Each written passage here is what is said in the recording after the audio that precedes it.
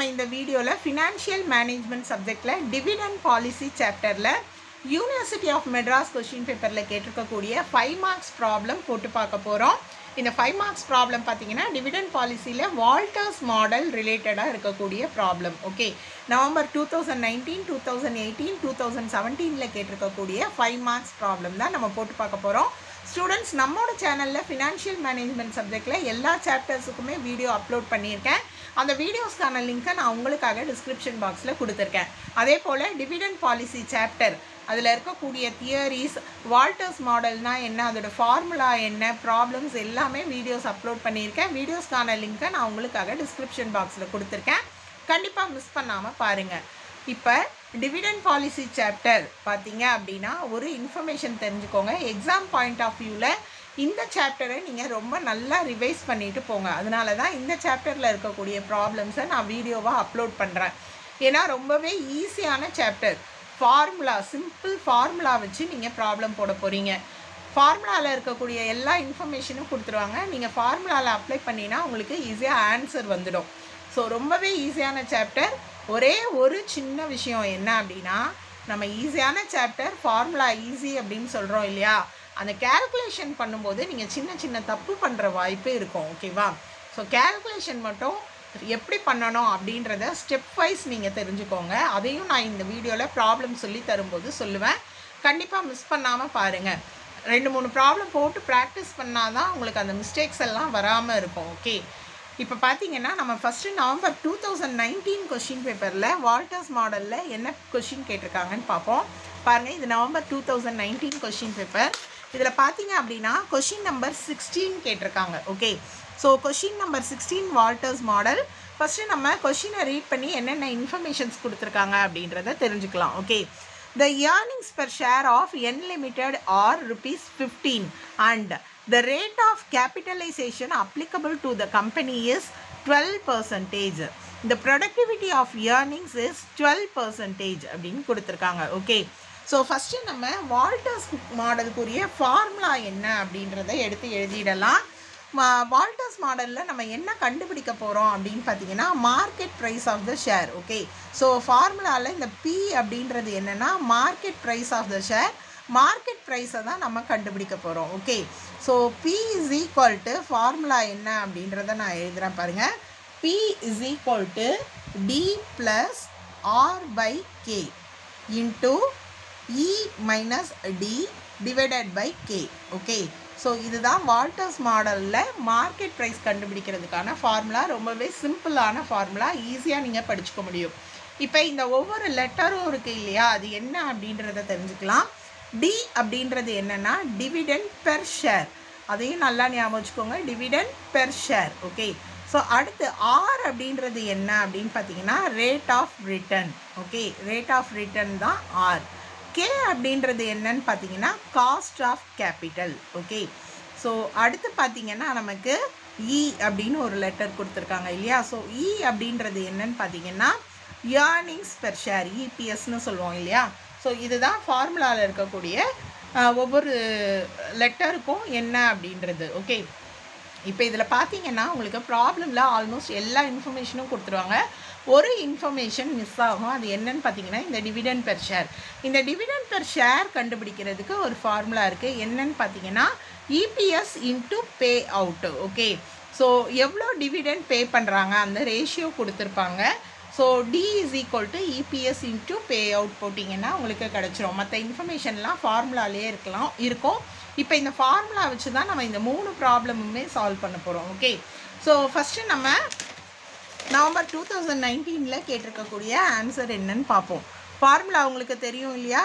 So மறுபடியும் ஒரு முறை எழுதிடுறேன். டி ப்ளஸ், ஏன்னா எடுத்து சப்ஸ்டியூட் பண்ணுறதுக்கு ஈஸியாக இருக்கும் இல்லையா, அதனால் நான் எடுத்து எழுதுகிறேன். E minus D divided by K. இதுதான் ஃபார்முலா. இதில் ஃபஸ்ட்டு நம்ம டிவிடெண்ட் பெர் ஷேர் கண்டுபிடிக்கணும். உங்களுக்கு பார்த்தீங்கன்னா ப்ராப்ளமில் என்னென்ன இன்ஃபர்மேஷன் கொடுத்துருக்காங்க, ரேட் ஆஃப் கேபிட்டலைசேஷன் கொடுத்துருக்காங்க. கேபிட்டலைசேஷன் அப்படின்றது cost of capital. Okay, so K வந்து 12%. அடுத்து ப்ரொடக்டிவிட்டி ஆஃப் இயர்னிங்ஸ்னு கொடுத்துருக்காங்க. ப்ரொடக்டிவிட்டி ஆஃப் இயர்னிங்ஸ்ன்றது ஆர், ரேட் ஆஃப் ரிட்டர்ன் அப்படின்னு அவங்களே மென்ஷன் பண்ணியிருக்காங்க. ஓகேவா, ஸோ அதுவுமே 12% தான் கொடுத்துருக்காங்க. ஆரும் 12%. அடுத்து பார்த்தீங்கன்னா ஏர்னிங்ஸ் பெர் ஷேர் ப்ராப்ளமில் கொடுத்துருக்காங்க. எவ்வளோன்னு பார்த்தீங்கன்னா ₹15. ஓகே, ஸோ இபிஎஸ் எவ்வளோ கொடுத்துருக்காங்க? ₹15. இப்போ நமக்கு ப்ராப்ளமில் கொடுக்காத ஒரே ஒரு இன்ஃபர்மேஷன் இந்த டி எப்படி கண்டுபிடிக்கணும்னு நான் சொல்லியிருக்கேன். D is equal to EPS into pay out இல்லையா? So EPS into pay out. இப்போ பார்த்தீங்கன்னா ப்ராப்ளமில் நான் ஃபஸ்ட் பேராக தான் ரீட் பண்ணேன். இங்கே கடைசியாக கொஷின் பாருங்கள். Compute the market value of the company share if the pay out is 20% and 50%. ரெண்டு பே அவுட் கொடுத்துருக்காங்க. ஓகே, ஸோ ஃபார்முலா சிம்பிள் அப்படின்றதுனால உங்களுக்கு 5 மார்க்லேயும் சரி 10 மார்க்லேயும் சரி நிறைய பே அவுட் இல்லை நிறைய ரீடென்ஷன் இன்ஃபர்மேஷன் கொடுத்து டிஃப்ரெண்ட்டாக கண்டுபிடிக்க சொல்லுவாங்க. இது 5 மார்க் ப்ராப்ளமில் ரெண்டு பே அவுட் கொடுத்துருக்காங்க. ஸோ நம்ம இப்போ ஃபஸ்ட்டு போடக்கூடிய பே அவுட் என்ன அப்படின்னு பார்த்தீங்கன்னா, ஃபஸ்ட்டு நமக்கு என்ன பே அவுட் கொடுத்துருக்காங்க? 20% இல்லையா? ஸோ இந்த 20%க்கு நம்ம கால்குலேட் பண்ணுவோம். ஸோ ப்ராப்ளம் ஸ்டார்ட் பண்ணும்போது மேலே வந்து பே அவுட் வந்து 20% அப்படின்றத எழுதிட்டு ஃபார்முலா போடுங்க. ஃபார்முலா எழுதாமல் சம் போடாதீங்க. ஃபார்முலா எழுதிட்டு அதுக்கு ஒவ்வொன்றுத்துக்கும் என்னவோ அதையும் எழுதிடுங்க. நான் ஃபஸ்ட்டு பேஜில் காட்டினேன் இல்லையா? கேனா காஸ்ட் ஆஃப் கேபிட்டல், ஆர்னா ரேட் ஆஃப் ரிட்டர்ன், அதெல்லாமும் எழுதுங்க. அப்போ தான் மார்க் கிடைக்கும் உங்களுக்கு. ஓகே, ஸ்டெப் மார்க்காவது வரும் மேபி ஆன்சர் தப்பாச்சுன்னா. இப்போ இபிஎஸ் பார்த்தீங்கன்னா இபிஎஸ் நம்ம எடுத்து எழுதியிருக்கோம் ₹15 இல்லையா? பே அவுட் வந்து நம்ம என்னது 20% இல்லையா? அப்போ இந்த ₹15க்கு 20% கண்டுபிடிச்சிங்க அப்படின்னா ₹3 தான் என்னது டிவிடெண்ட் பெர் ஷேர். இப்போ நமக்கு டிவிடெண்ட் பெர் ஷேர் தெரியும். ஃபார்முலாவில் நம்ம எடுத்து அப்ளை பண்ணலாம். ஃபார்முலாவில் P is equal to dividend per share 3. R எவ்வளோ கொடுத்துருக்காங்க? 12. ஸோ இந்த 12%ஐ நீங்கள் கேல்குலேட்டரில் போடுங்க. ஸ்ட்ரைட்டாக 12%ன்னு போடாதீங்க. 12%னா 12/100 இல்லையா? நீங்கள் 12/100ன்னு கேல்குலேட்டரில் போட்டிங்கன்னா உங்களுக்கு 0.12 கிடைக்கும். ஓகே, ஸோ அந்த மாதிரி நீங்கள் எடுத்துட்டிங்கன்னா ஈஸியாக இருக்கும். கேல்குலேஷன் எப்படின்னு தெரிஞ்சுக்கோங்க. பர்சன்டேஜ்னு காட்டாதீங்க, உங்களுக்கு கேல்குலேட் பண்ண தெரியாது. 12/100. ஸோ இப்போ ஆரும் கேவும் பார்த்தீங்கன்னா 12% தான். 12%ன்றது என்னது? 12 divided by 100 கேல்குலேட்டரில் போட்டிங்கன்னா 0.12. அடுத்து into E minus D. EPS ₹15. D dividend per share ₹3 இல்லையா? Divided by K. மறுபடி கேவால் டிவைட் பண்ணணும். கே எவ்வளோ? 12%. பர்சன்டேஜ்னு போடாதீங்க, 0.12ன்னு போட்டுக்கோங்க. ஓகே, ஸோ கேல்குலேட் பண்ணுறதுக்கு உங்களுக்கு ஈஸியாக இருக்கும். இப்போது இந்த கேல்குலேஷனில் தான் நீங்கள் மிஸ்டேக் பண்ணுவீங்க, கண்டிப்பாக பண்ணுவீங்க. ஸோ ஸ்டெப் பை ஸ்டெப் தான் நீங்கள் கேல்குலேட் பண்ணணும். எப்படி கேல்குலேட் பண்ணணும்னு சொல்கிறேன் பாருங்கள். ஃபஸ்ட்டு ப்ராக்கெட்டில் இருக்கிறத தான் நீங்கள் கம்ப்ளீட் பண்ணணும். ப்ராக்கெட்டில் நமக்கு என்ன இருக்குது? 15 - 3 இல்லையா? ஸோ ஒவ்வொரு ஸ்டெப்பாக போடுங்க, அப்போ உங்களுக்கு மிஸ்டேக் வராது, ஃபைனல் ஆன்சர் கரெக்டாக வரும். 15 - 3 எவ்வளோ? ₹12 வரும் இல்லையா? ஸோ அதை போட்டுட்டு ஃபஸ்ட்டு ஸ்டெப்பை முடிச்சுடுங்க. அடுத்து செகண்ட் ஸ்டெப்பில் நீங்கள் என்ன பண்ணணும் அப்படின்னு பார்த்தீங்கன்னா, இங்கே டிவைடு இருக்குது இல்லையா? ஸோ டிவைடை ஃபஸ்ட்டு கம்ப்ளீட் பண்ணிவிடுங்க. 3 + ஃபஸ்ட்டு எப்பயுமே ப்ராக்கெட் தான் பண்ணணும் மேத்தமெட்டிக்கல். அடுத்து டிவைடு 0.12 டிவைடட் பை 0.12 1 வரும். ஓகேவா? ஸோ இதுக்கு நடுவில் மல்டிப்ளிகேஷன் ஏற்கனவே 12 கண்டுபிடிச்சோம். டிவைடட் பை 0.12 இந்த மாதிரி ஸ்டெப் பை ஸ்டெப்பாக தான் வரணும். Bracket divide. இப்போ நீங்கள் என்ன பண்ணணும் அப்படின்னு பார்த்தீங்கன்னா, மல்டிப்ளிகேஷன் டிவைடு முடிச்சதுக்கப்புறம் மல்டிப்ளிகேஷன் 1 × 12 நமக்கு என்ன கிடைக்கும்னா 12. Okay, so +3 divided by 0.12. இது அதுக்கடுத்த ஸ்டெப்பு. ஸ்டெப் பை ஸ்டெப் போட்டிங்கன்னா தான் மார்க் கிடைக்கும். ஸோ 12 + 3 எவ்வளோ? 15/0.12. நீங்கள் கேல்குலேட் பண்ணிங்கன்னா ₹125 கிடைக்கும். ஓகே, ஸோ ஈஸியாக மார்க் கிடச்சிடும் உங்களுக்கு. ஃபார்முலாவில் எடுத்து எழுதுறது தான். இந்த ஸ்டெப்ஸை மட்டும் மறக்காதீங்க நீங்கள். அடுத்து பார்த்தீங்கன்னா அதே ப்ராப்ளமில் பே அவுட் மாற்றி கொடுத்துருக்காங்க. என்ன பே அவுட்னு பார்த்தீங்கன்னா 50% அப்படின்னு கொடுத்துருக்காங்க. ஓகே, ஸோ இப்போ நான் பே அவுட் 50%க்கு வச்சு போடுறேன். நான் எதையுமே எடுத்து எழுதலை. 50% பே அவுட் அப்படின்னும் போது நமக்கு ஒரு இன்ஃபர்மேஷன் சேஞ்ச் ஆகும். எந்த இன்ஃபர்மேஷன் அப்படின்னு பார்த்தீங்கன்னா, இந்த டிவிடெண்ட் பெர் ஷேர் மாறும். ஏன்னா டிவிடெண்ட் பெர் ஷேர் அப்படின்றது என்னது? இபிஎஸ் இன்ட்டு பே அவுட் இல்லையா? ஸோ செகண்ட் சிச்சுவேஷனுக்கு நான் அப்படியே கீழே கண்டினியூ பண்ணுறேன். D is equal to EPS into pay out. So மற்றதெல்லாம் மாறலை, டிவிடெண்ட் மட்டும்தான் மாறுது. இபிஎஸ் எவ்வளோ? 15. ஸோ 15ல் பே அவுட் நமக்கு எவ்வளோ? 50%. முதல்ல போட்டது 20%, இப்போ 50%. 15 × 50%. ஸோ நீங்கள் கேல்குலேட் பண்ணீங்க அப்படின்னா உங்களுக்கு 7 rupees 50 paise கிடைக்கும். 7 rupees 50 paise. ஓகே, ஸோ இதுதான் அடுத்த சுச்சுவேஷனுக்கான டிவிடெண்ட் பெர் ஷேர். இப்போ ஃபார்முலாவில் நான் எடுத்து எழுதுகிறேன். டிவிடெண்ட் பெர் ஷேர் எவ்வளோ? 7 rupees 50 paise. ஆர் எவ்வளோ? ஆரும் சரி கேவும் சரி. இந்த சம்மில் 0.12 0.12 தான். ஓகே, ஸோ அடுத்து இ மைனஸ் டி. ஈனா இபிஎஸ். இபிஎஸ் எவ்வளோ? 15. டிவிடெண்ட் பெர் ஷேர் எவ்வளோ? 7 rupees 50 paise divided by K இல்லையா? ஃபார்முலா ஞாபகம் வச்சுக்கோங்க. கே எவ்வளோ? 0.12. ஓகே, இதே மாதிரி தான் நம்ம ஸ்டெப் பை ஸ்டெப்பு தான் போடணும். நீங்கள் கண்டுபிடிக்க போகிறது market price per share. First நீங்கள் என்ன பண்ணணும்னா மைனஸ் பண்ணணும். இந்த ப்ராக்கெட்டில் இருக்கிறத முடிக்கணும். ஸோ ப்ராக்கெட்டில் இருக்கிறது அப்படின்னு நான் ஃபஸ்ட்டு போட்டுடுறேன். ஒவ்வொரு ஸ்டெப்பாகவே போகலாம். 7.50. ஓகே, ஸோ அடுத்து பார்த்தீங்கன்னா அடுத்த ஸ்டெப்பில் இந்த டிவைட் பண்ணணும். 7.50 ப்ளஸ் இது வந்து 1 கிடைக்கும் உங்களுக்கு. 7.50 டிவைடட் பை 12. ஓகே, அடுத்து இது மல்டிப்ளிகேஷன் தான் அடுத்த ஸ்டெப்பில் பண்ணணும். பார்த்தீங்கன்னா 7.50 ப்ளஸ் 1 into 7.50 7.50 டிவைடட் பை 0.12 இல்லையா? ஸோ இப்போ 15 by 0.12. 15 டிவைடட் பை 0.12 அடுத்த ஸ்டெப்பு. ஸோ நீங்கள் கேல்குலேட் பண்ணிங்கன்னா உங்களுக்கு rupees 125 கிடைக்கும். ஓகே, ஸோ இப்போ இந்த ப்ராப்ளமில் அடுத்து என்ன கொஷின் கேட்டிருக்காங்க அப்படின்னு பாருங்கள். Which is the optimum pay out அப்படின்னு கேட்டிருக்காங்க. ஓகே, ஸோ இந்த ஆப்டிமம் பே அவுட்டு எப்படி எழுதணும் அப்படின்றத நான் உங்களுக்கு ஏற்கனவே ப்ராப்ளம்ஸில் சொல்லி கொடுத்துருக்கேன். இப்போ ஒரு தடவை சொல்லிடுறேன். நீங்கள் வந்து அனாலிசிஸ் எழுதும்போது, டிவிடெண்ட் பாலிசிக்கு அனாலிசிஸ் எழுதும்போது இந்த ஒரு விஷயத்தை செக் பண்ணணும். ஆரையும் கேவையும் கம்பேர் பண்ணணும். ஆர் அப்படின்றது என்ன, கே அப்படின்றது என்ன? ஆர்ன்றது ரேட் ஆஃப் ரிட்டர்ன், கே அப்படின்றது காஸ்ட் ஆஃப் கேபிட்டல். ஸோ நீங்கள் ஆன்சரை வச்சு அனாலிசிஸ் எழுத போகிறது இல்லை.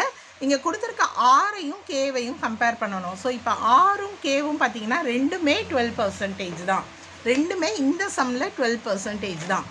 ஸோ இதில் வந்து ஆரும் கேவும் ஈக்குவலாக இருக்குது. ஓகே, ஸோ 3 சிச்சுவேஷன் வர்றதுக்கு வாய்ப்பு இருக்குது. ஆர் வந்து கிரேட்டர் தென் கேவாக இருக்கலாம், ஆர் இஸ் ஈக்குவல் டு கேவாக இருக்கலாம், ஆர் லெஸ் தென் கேவாக இருக்கலாம். ஓகே, கிரேட்டர் தென் கேனா growth firm, equal to K அப்படின்னா normal firm, R is less than கேனா டிக்ளைனிங் ஃபார்ம். ஆர்ன்றது ரேட் ஆஃப் ரிட்டர்ன், அதாவது ப்ராஃபிட். கேன்றது காஸ்ட், அதாவது எக்ஸ்பென்சஸ்ன்னு சொல்லலாம். ஓகேவா? ஸோ ப்ராஃபிட்டையும் காஸ்ட்டையும் எக்ஸ்பென்சஸையும் நம்ம கம்பேர் பண்ணுறோன்னு ஞாபகம் வச்சுக்கோங்க. அப்போ அதிகமாக இருக்குது ப்ராஃபிட்னா அது க்ரோத் ஃபார்ம், வளர்கிற ஃபார்ம். ஈக்குவல்ட்டாக இருக்குன்னா நார்மலாக இருக்குதுன்னு அர்த்தம். ப்ராஃபிட் வந்து காஸ்ட்டை விட கம்மியாக இருக்குது அப்படின்னா டிக்ளைனிங் ஃபார்ம். ஓகேவா? இப்போது இந்த கம்பேரிசனில் இந்த ப்ராப்ளமில் ரெண்டுமே ஈக்குவல்ட்டாக இருக்குது. அப்போ R is equal to K, so the firm is normal firm. Okay, so normal firm அப்படின்னு சொல்லும்போது இந்த எல்லாத்துக்குமே வந்து ஆப்டிமம் பே அவுட்டுன்னு ஒன்று கொடுத்துருப்பாங்க. ஓகே, க்ரோத் ஃபார்மாக இருந்தால் ஆப்டிமம் பே அவுட் ஞாபகம் வச்சுக்கோங்க. இது ரூல்ஸ் மாதிரி ஞாபகம் வச்சுக்கோங்க. 100%, சாரி 0%. க்ரோத் ஃபார்மாக இருந்தால் ஆப்டிமம் பே அவுட் வந்து 0%. நார்மல் ஃபார்மாக இருந்தால் எதுவுமே ஆப்டிமம் பே அவுட் கிடையாது, எல்லாமே வந்து யூஸ் பண்ணலாம். ஆர் இஸ் லெஸ் தென் கேனா 100% தான் ஆப்டிமம் பே அவுட். ஸோ இந்த 3ம் தெரிஞ்சிருந்தது அப்படின்னா தான் உங்களால் கடைசி அனாலிசிஸ் எழுத முடியும். இப்போ இந்த ஃபார்ம் என்னன்னு பார்த்தீங்கன்னா நார்மல் ஃபார்ம். நார்மல் ஃபார்முக்கு எதுவுமே ஆப்டிமம் பே அவுட் கிடையாது. ஓகேவா? ஸோ ஏன் அப்படி சொல்கிறாங்க? பே அவுட் ரேஷியோ அப்படின்றது ஆப்டிமம் கிடையாது அப்படின்னு சொல்கிறாங்கன்னா, நீங்கள் 2 பே அவுட்டோட ஆன்சரையும் கம்பேர் பண்ணுங்கள். ஃபஸ்ட்டு வந்து 20%க்கு கண்டுபிடிச்சோம் இல்லையா? 20%க்கு நீங்கள் கண்டுபிடிச்ச ஆன்சர் என்ன அப்படின்னு பார்த்தீங்கன்னா ₹125. ஓகே, இதோ இங்கே பாருங்கள், நம்ம இந்த சம் போட்டிருக்கோம் இல்லையா 20%க்கு. அடுத்து 50% பே அவுட் பார்த்தீங்கன்னா அதுலேயும் ஆன்சர் 125. நீங்கள் எவ்வளோ பே அவுட் கொடுத்தாலுமே மார்க்கெட் ப்ரைஸ் என்ன ஆகலை, சேஞ்ச் ஆகலை. ஓகேவா? அதனால நார்மல் ஃபார்மை பொறுத்த வரைக்கும் நீங்கள் எந்த பே அவுட் கொடுத்தாலுமே எல்லாத்துக்குமே மார்க்கெட் ப்ரைஸ் என்னவாக இருக்கும், சேமாக இருக்கும். ஓகேவா? ஸோ அதை தான் நீங்கள் எடுத்து எழுதணும். நான் ஏற்கனவே இந்த அனாலிசிஸ் எழுதி வச்சுருக்கேன் பாருங்கள்.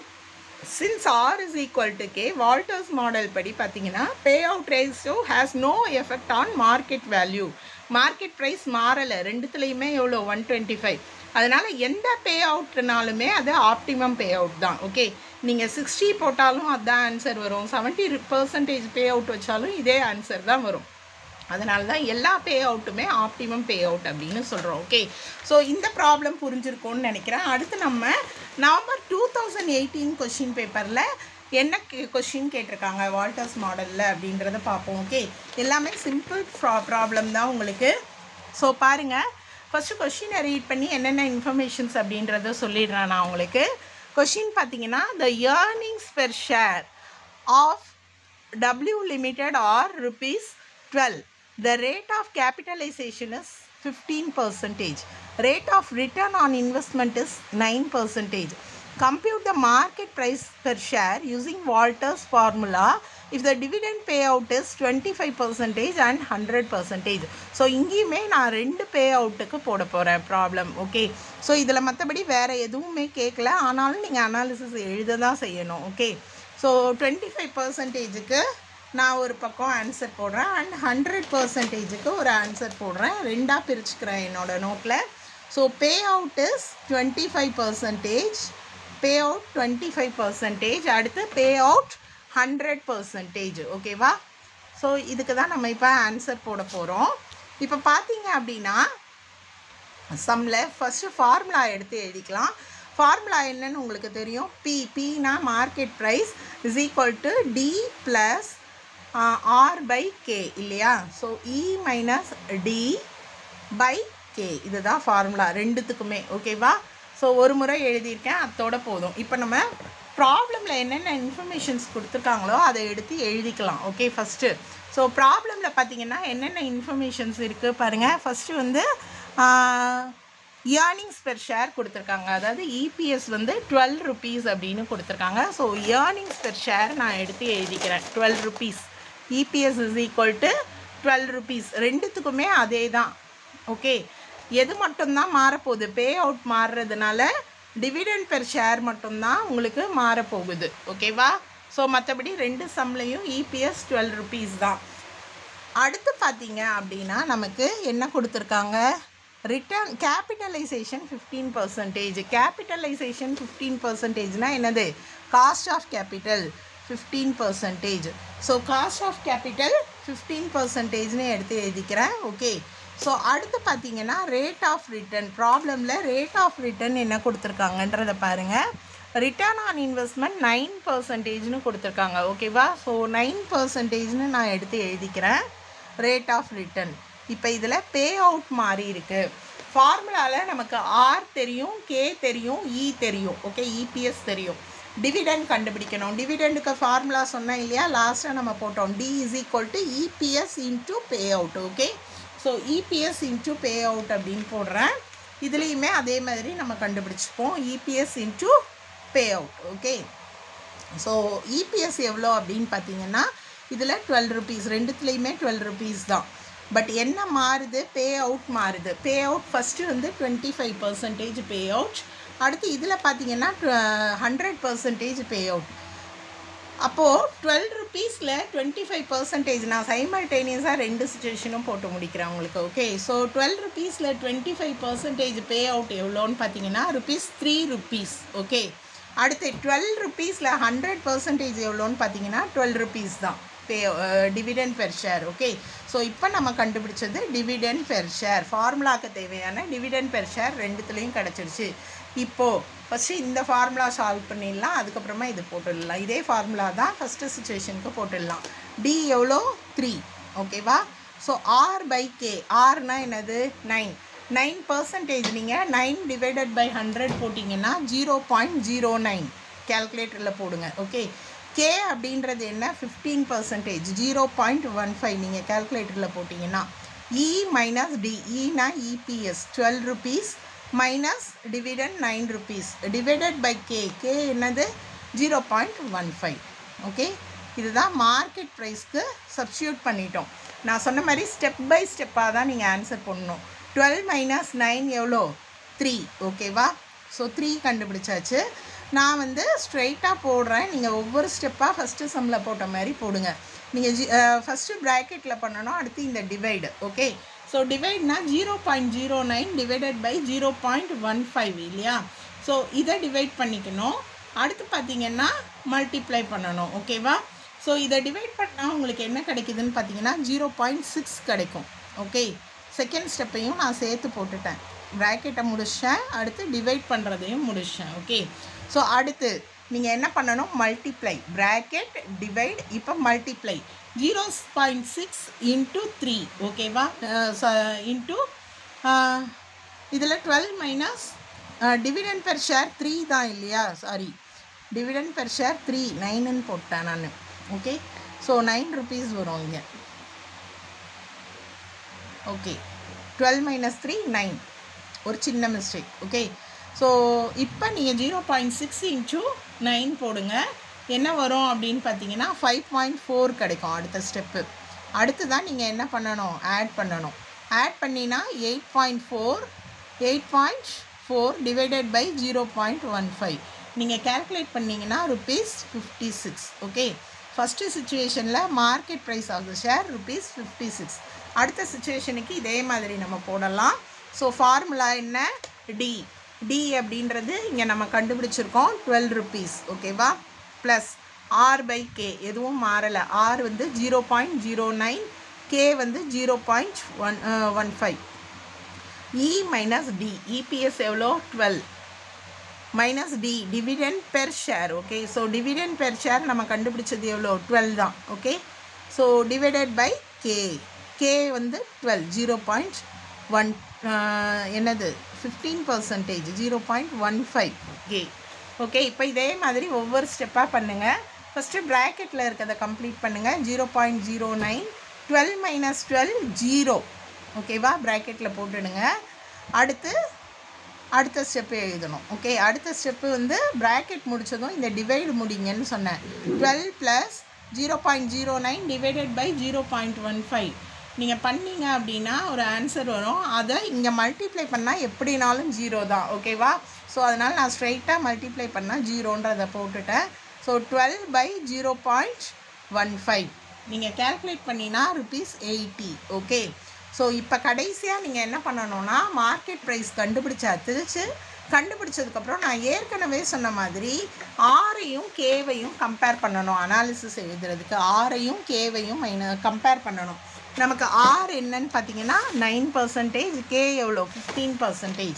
ஆர் 9%, கே வந்து 15%. ஓகே, ஸோ இப்போ பார்த்தீங்கன்னா ஆர் வந்து கம்மியாக இருக்குது, அதாவது ப்ராஃபிட் வந்து எக்ஸ்பென்சஸை விட கம்மியாக இருக்குது அப்படின்னா இது டிக்ளைனிங் ஃபார்ம். என்ன சொல்லுவோம்? Declining form. Okay, so declining form அப்படின்னா இதுக்குரிய பே அவுட் என்னென்னா 100% optimum pay out. Okay, so இதுதான் வந்து 100% ஆப்டிமம் பே அவுட் அப்படின்னு எடுத்து எழுதணும்.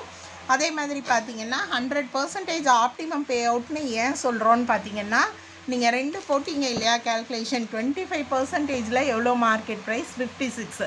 100%ல் 80% market price of the share. அப்போ எது மேக்ஸிமம் மார்க்கெட் ப்ரைஸ்? ₹80. அதனால தான் 100% தான் ஆப்டிமம் பே அவுட் அப்படின்னு எடுத்து எழுதணும். இப்போ செகண்ட் கொஸ்டின் பேப்பர் போட்டோம் இல்லையா? அடுத்து நம்ம நவம்பர் 2017 கொஸ்டின் பேப்பரில் என்ன கேட்டிருக்காங்கன்னு பார்க்கலாம். என்கிட்ட இருக்கிறது நவம்பர் 2017ஓட கொஸ்டின் பேப்பர். இதில் பார்த்தீங்கன்னா கொஷின் நம்பர் 15 என்ன கேட்டிருக்காங்க? Walters model. ஓகே, ஸோ கொஷினை நான் ஃபஸ்ட்டு ரீட் பண்ணுறேன். என்னென்ன இன்ஃபர்மேஷன் பாருங்கள். கேபிட்டலைசேஷன் ரேட், இபிஎஸ் கொடுத்துருக்காங்க, ஆர் கொடுத்துருக்காங்க. ஓகே, ஸோ மார்க்கெட் ப்ரைஸ் கேட்டிருக்காங்க. ஒரே ஒரு பே அவுட் தான் கொடுத்துருக்காங்க. Payment ratio 20%. ஓகே, ஸோ அந்த ஒன்று மட்டும் நம்ம கேல்குலேட் பண்ணால் போதும். இந்த சம் வந்து ரொம்பவே சிம்பிளான ப்ராப்ளம். ஸோ ஃபார்முலாவில் அப்ளை பண்ணுறதுக்கு முந்தி எல்லாத்தையும் நான் எடுத்து எழுதிடுறேன். கேபிட்டலைசேஷன் ரேட் அப்படின்னா என்னது? கே இல்லையா? ஸோ கே வந்து 10% கொடுத்துருக்காங்க. EPS earnings per share. So earnings per share எவ்வளோ கொடுத்துருக்காங்க பாருங்கள்? ₹50 கொடுத்துருக்காங்க. ஓகே, ஸோ நான் அந்த ₹50 எடுத்து எழுதிடுறேன். அடுத்து நமக்கு ப்ராப்ளமுக்கு தேவையான இன்ஃபர்மேஷன் என்னன்னு பார்த்தீங்கன்னா rate of return. So rate of return என்ன கொடுத்துருக்காங்க சம்லன்னு பாருங்கள்? 12%. ஓகே, ஸோ 12% நான் எடுத்து எழுதிடுறேன். அடுத்து சம்மில் ஃபார்முலா என்ன எழுதணுன்றதை ஞாபகப்படுத்திக்கோங்க. P = market price. ப்ரைஸ்னா Pனா market price of the share. D + R/K E minus D divided by K. இதுதான் ஃபார்முலா. ஓகே, ஸோ இப்போ ஃபார்முலாவுக்கு நமக்கு D தேவை, dividend per share. Dividend per ஷேருக்கு ஃபார்முலா சொல்லியிருக்கேன், EPS இன்ட்டு பே அவுட் இல்லையா. ஸோ EPS நமக்கு என்ன கொடுத்துருக்காங்க அப்படின்னு பார்த்தீங்கன்னா 50 ருபீஸ். ஸோ 50 ருபீஸில் பே அவுட் எவ்வளோன்னு பார்த்தீங்கன்னா நமக்கு கொடுத்துருக்க சுச்சுவேஷன் சம்மில் 20%. ஓகேவா. ஸோ 50 ருபீஸில் 20% கண்டுபிடிக்கிறேன். கண்டுபிடிச்சா எவ்வளோ கிடைக்குதுன்னா 10 ருபீஸ் கிடைக்குது. ஓகேவா.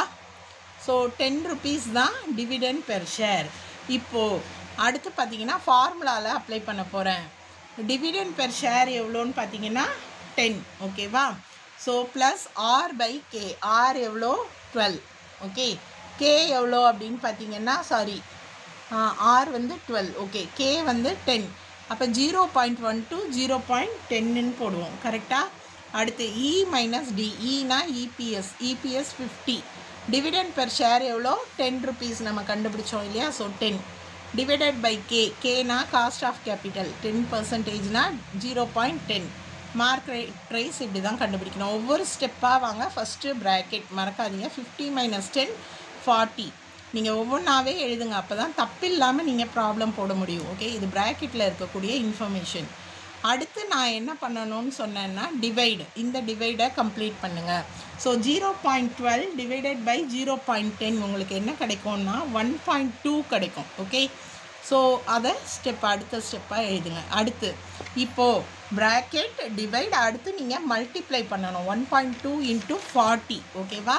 ஸோ 1.2 இன்ட்டு 40 நமக்கு என்ன கிடைக்கும்னு பார்த்தீங்கன்னா 48 கிடைக்கும்.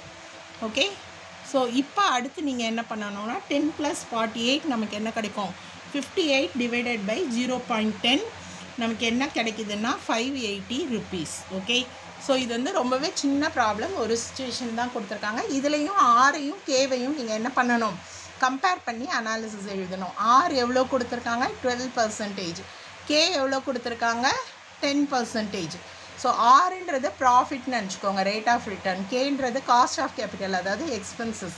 ரேட் ஆஃப் ரிட்டர்ன் ப்ராஃபிட் அதிகமாக இருக்குது. அதிகமாக இருந்தது அப்படின்னா க்ரோத் ஃபர்ம். ஓகேவா. ஸோ க்ரோத் ஃபர்ம் அப்படின்னு எழுதிட்டு ஆப்டிமம் பே அவுட் இதுக்கு என்னது 0%. ஓகே, ஸோ இன்றைக்கி நடத்தின வால்டர்ஸ் மாடல் ப்ராப்ளம் உங்களுக்கு புரிஞ்சிருக்கும்னு நினைக்கிறேன். உங்களுக்கு டவுட்ஸ் ஏதாவது இருந்தால் கமெண்ட் செக்ஷனில் கேளுங்க. நன்றி.